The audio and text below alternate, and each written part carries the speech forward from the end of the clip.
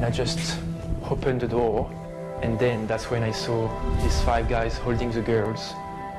I saw the big axe. I knew they didn't come for us. I knew it was for the rhino. The Kruger National Park is home to the largest population of rhinos on the planet, and they are being poached here. An epidemic of slaughter. And at this rate, the rhino is doomed. And on the ground, the situation resembles war. Is the only one suspect that's been arrested? Yes, only one suspect, the Chinese national. The whole supply chain might start in Kruger, but where the hell does it end up? The center of the illegal trade in horns is Vietnam. There's no turning around now. The rhino, it will go like blood, you see? $94 for 1 gram. 94? It's a rhino.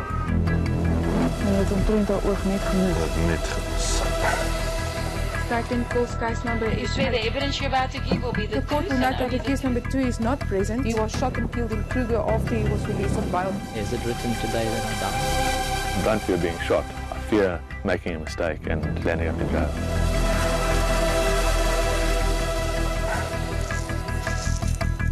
I got to do something. I'm going to stand up for the rhinos. Back home for my people, this piece of rhino horn is a symbol of death. What do you say to them? We come across this beautiful, beautiful animal lying dead there, and the only thing that is gone is a horn, and you just think to yourself, what a waste. So that was the short trailer to the now multi-award-winning movie Stroop, Bonné de Bod, and Susan Scott with me now. To both of you, I think, first of all, congratulations. We're going to unpack why you did the movie. We're going to unpack the awards, and then we're going to talk a little bit about where you went. You literally went around the globe to do this. But first of all, congratulations to both of you. Bonné, let me perhaps just start with you, just because you're closer to me. Suzanne, I'll come to you now.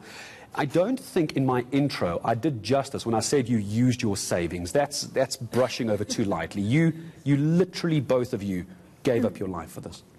You know, we did, Gareth.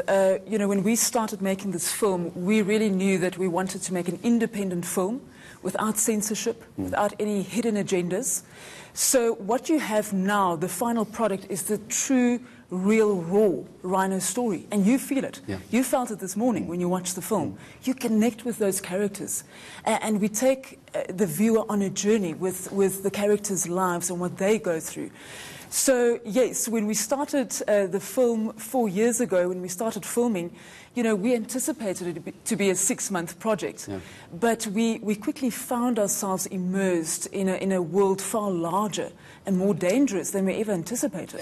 And Susan Scott, I need to blame you and thank you for the emotional roller coaster that I think some 250, 300 people, perhaps a Clearwater Mall in New Metro, went through this morning at 9 o'clock. There are going to be other airings or screenings, it's not airings, screenings of this around the country. We'll talk about that later, but it was a full house in Johannesburg. There was a full house in Durban yesterday, is that correct? No, Durban's tomorrow. Tomorrow? Where was yesterday? Last week was Cape Town. We had 2 screenings, full house. And full house. Victoria, yeah. Well done to you. Thank you for ruining my Saturday morning, but you've made me take some kind of action, and I imagine, as a cinematographer, that's what you wanted to get done. No, absolutely, and I think, you know, so many of the activist films these days, and I mean, and it's not a knock on them at all, but there does seem to be a solution at the end, sort of okay, here's the bullet point list of what you can do. And I think the thing is you left there, you know, thinking to yourself, wow, it's really bleak. It's, you know, this is what is happening to our rhinos, and I think you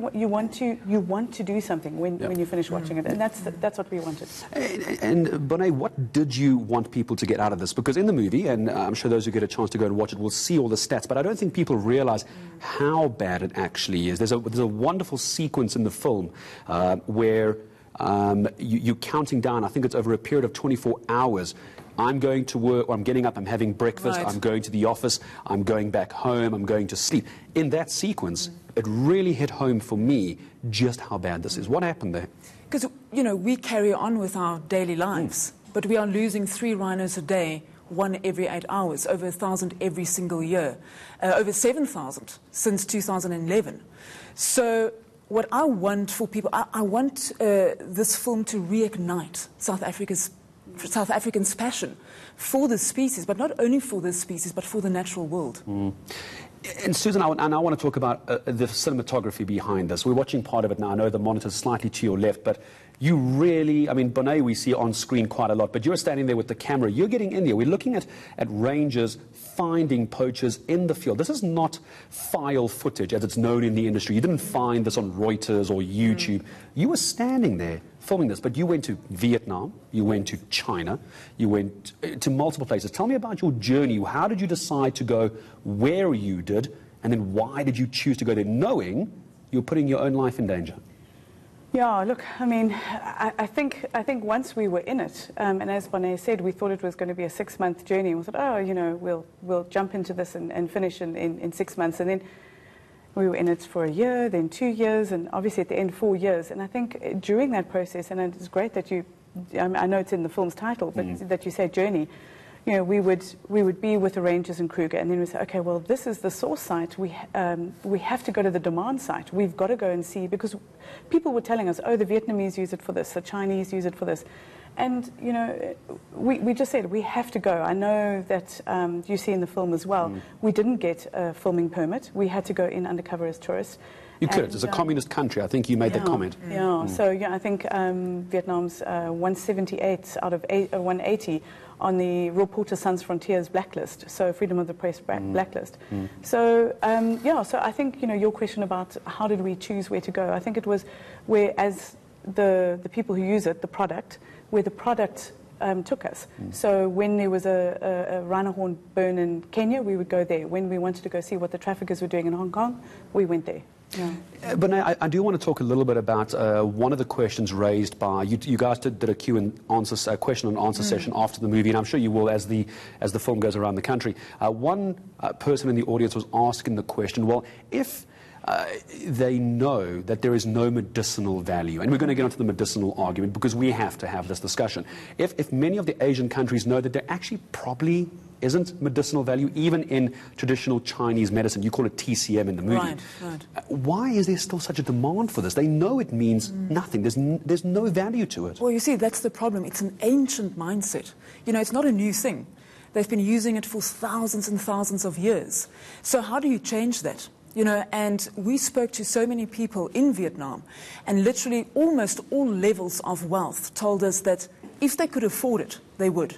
And rhino horn is the most expensive and valuable commodity on Earth today, more valuable than platinum and gold. But where did it come from? Where did the idea, the misnomer of rhino horn being effective in medicine even come from? Let's go back a couple of thousand years. Where did that start? Where has the idea come from? Look, it's a mindset, and you know, if you look through generations, and that's also why I always say it's important to target the youth. If we can bring a film like this into schools in Asia, and you can change the mindset of the youth, you can carry it through. But to change a mindset, you saw the interview with the rhino horn user. There's absolutely no connection to an animal, and definitely not to a dead animal. So it's a product, it's a commodity. That's how they see it. And Susan Scott, I love the way you used your cinematography in the way that you didn't hold back about the gruesome murder. I'm going to use the word murder. Let me do it. Of these animals, because it's so diluted when we talk about it here. People don't actually realize what happens to a rhino and her calf. And I imagine you made that very poignant decision to get up close to these animals with your camera. They are bleeding, they are dying, they've had their faces hacked off. I cannot stress enough how graphic this is, but that, I imagine, is what you did specifically so people start talking about these things. Yeah, absolutely. I mean, you know, it's a fine line, because you obviously don't want to turn people off from seeing it, but as in one of the screenings in California, an American came up to us and said, we have to see this, because if this is what these animals are going through, how can we not watch it? So yes, look, you know, we don't start off in the film showing it, and I think it is quite a long time. I think it's more than an hour after we start to see that. We normally have people, and that was a conscious decision that we took. We didn't want to start and go, oh, look at this, oh, look at this. That you go on this journey before you get to it, and that if you choose to, you can close your eyes and not see it. I saw a few people doing that. Yeah, because so we would start off something that it would be blurred, and then we would reveal it, so that people could make that decision. Because I understand it is tough to look at. I mean, it absolutely. And you'll see we're replaying part of the trailer here. And for those at home, in case you're wondering why we've made a decision on your behalf to blur that, I think because if you're going to watch a movie like this, you know what you're going into. This is obviously a live television show. We've chosen to blur that deliberately, but you may not have been warned about this. But now, Bonné, I thought this was fascinating. I didn't know this part. You focus a lot on Asia. We know that. That's where the target market is.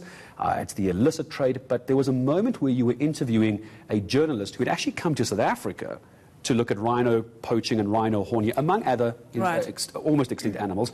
And there's a massive trade here. We're all very focused on Asia, but let's not forget how close this is. It was Johannesburg. Right. I think is where you did this interview. I mean, it's very, very close to home. And it was actually unreal, surreal, to be honest with you. I mean, we were sitting and Dr. Chang contacted us and told us that she's doing her research doctorate degree here in Johannesburg about the demand for rhino horn. And she found rhino horn in the markets in Johannesburg. She found pangolin, ivory. So it's available. It's right there. It's on our doorstep.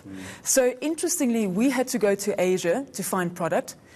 She came here from Asia and she found product right here in Johannesburg.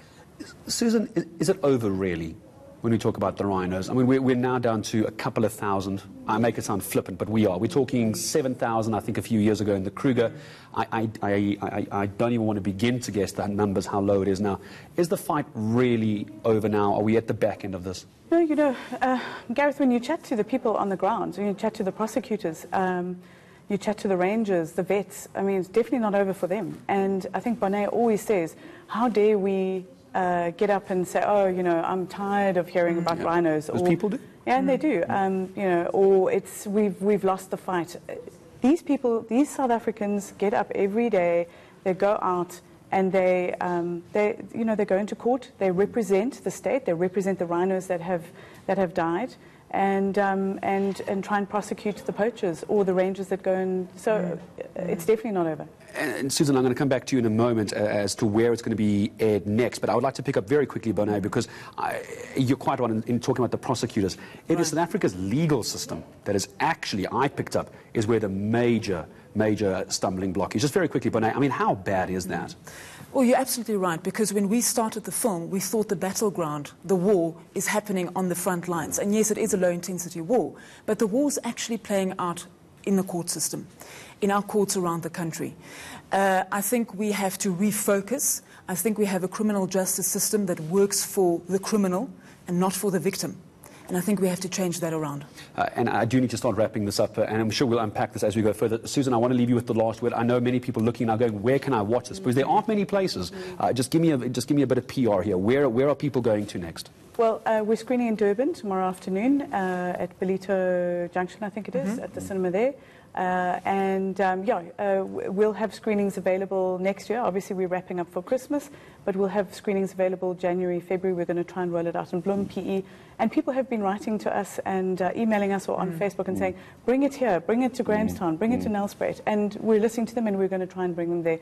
So our website, stroop-film.com. That'll list the screenings. And I want to add something to that, if I can. It will also be available on Amazon and iTunes, Google Play in mid-January. Great. Get it out as far and wide as you possibly can. So it's on the website as well. I'm sure you can Google that if you've missed the website address. Also on social media, huge movement there. You can find more on the movie Stroop. Joining me here this evening on ENCA, it is Bonné de Bod and director Susan Scott of the film Stroop. Taken 4 years, it is the war against rhino poaching. It is not even nearly over.